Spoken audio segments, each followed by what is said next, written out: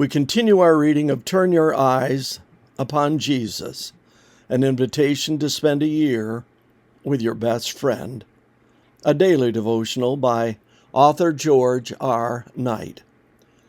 Today's reading, April 2, Jesus the Serpent.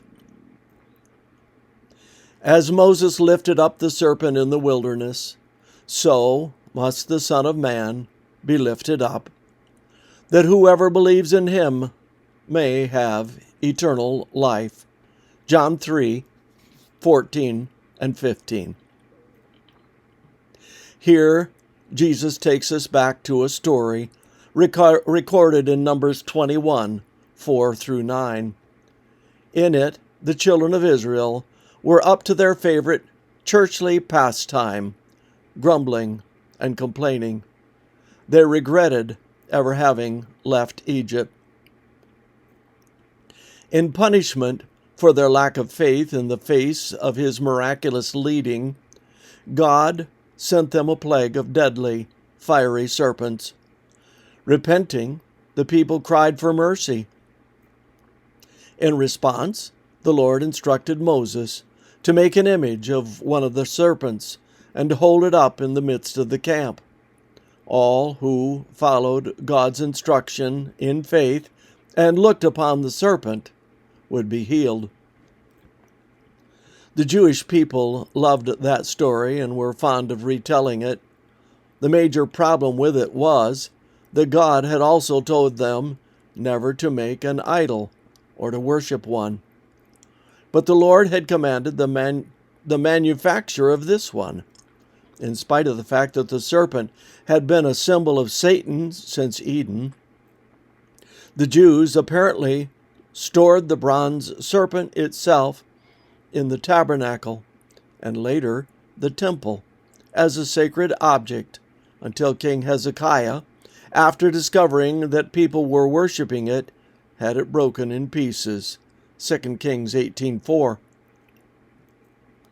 About the time of Jesus, one Jewish writer found it necessary to point out that it wasn't the bronze serpent that had healed the people, but God. Wisdom of Solomon 16:7. At any rate, Jesus used that rather peculiar Jewish story to make an important point in closing off his discussion with Nicodemus.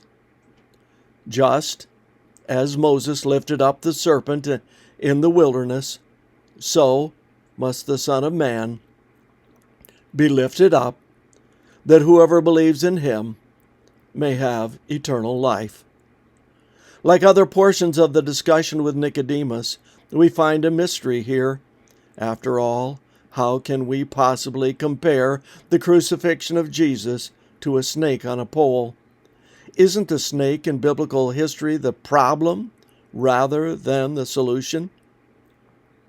While we might not understand all the ins and outs of what Jesus said, his meaning is absolutely clear, that a faith response on our part conditions spiritual healing, the new birth and the working of the Spirit in our hearts and lives, just as it did among the ancient Israelites in the desert.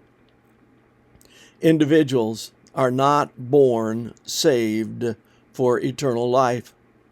It comes through looking at Jesus upon the cross in an attitude of profound faith in the power of God. This concludes our reading today of Turn Your Eyes Upon Jesus.